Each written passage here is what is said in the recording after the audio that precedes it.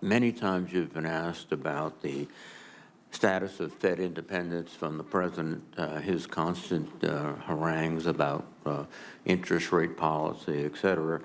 But over the past year, we've also seen judicial pressure on the Federal Reserve's independence. The Chevron case, which dramatically eliminated the deference to agency decision-making, also extended the statute of limitations on the Administrative Procedure Act. And there is a strong sense that they're about to overturn Humphrey's executor case, which will eliminate the independence of practically all agencies. What's your judgment on the cumulative effect of these judicial actions with respect to the Federal Reserve's ability to do its job? I mean, the net effect of all of those will be to make courts substantially less deferential to agency decisions.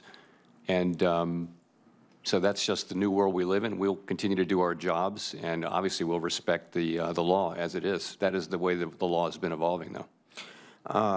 But there is increasing pressure on the independence from the White House. And do you believe that if Humphrey's executor's case is decided in a way that gives the White House more additional authority, that'll be invoked against the Federal Reserve? I'd rather not speculate, if I may, Senator. That's quite all right. The U.S. dollar. I remember when the phrase was sound as a dollar. That phrase is getting less used these days.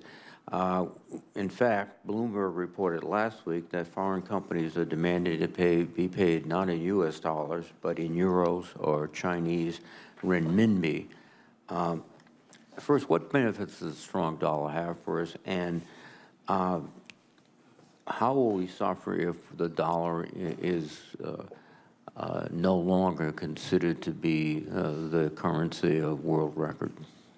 Right, well, so there are enormous benefits to having the dollar be the most important reserve currency in the world. It remains such, and for very long standing and continuing reasons, which is, our rule of law, our democratic institutions, our commitment to price stability, our open capital markets. All of those things remain intact, and I think being the reserve currency doesn't last forever, but it's quite a durable equilibrium, and I suspect that we will be the world's reserve currency for a long time to come.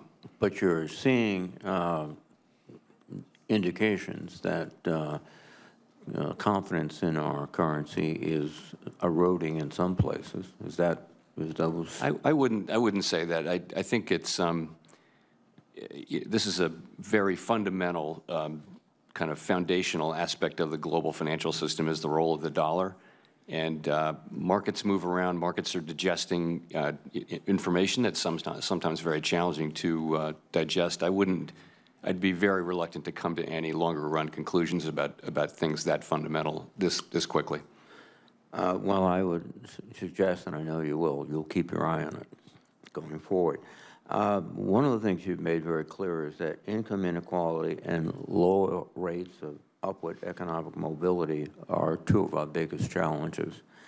And you've also indicated that this is probably beyond the ambit of the Fed in terms of dealing with this. These are more legislative issues. And I would concur. So I was disheartened to read a report from the Congressional Budget Office, which is an independent agency, that the recently House-passed reconciliation bill will take approximately $1,600 per year from the lowest income Americans and give approximately $12,000 to the wealthiest Americans. That seems to be directly contradictory to a society who's committed to raising the income and opportunities and increasing upward mobility. Do you think that's a fair estimate? I don't know, and I'd be very reluctant to comment on the reconciliation bill, even indirectly. Well, your wisdom and sagacity has preserved you, and I hope it continues to do so. I must commend you finally by 2 or 3 years ago, everyone around here was predicting or guessing how deep the recession would be. And because of your leadership at the Fed and other policies, we've avoided a recession. In fact, until recently, we've been growing faster than every other economy in the year, and you deserve credit for that. Thank you.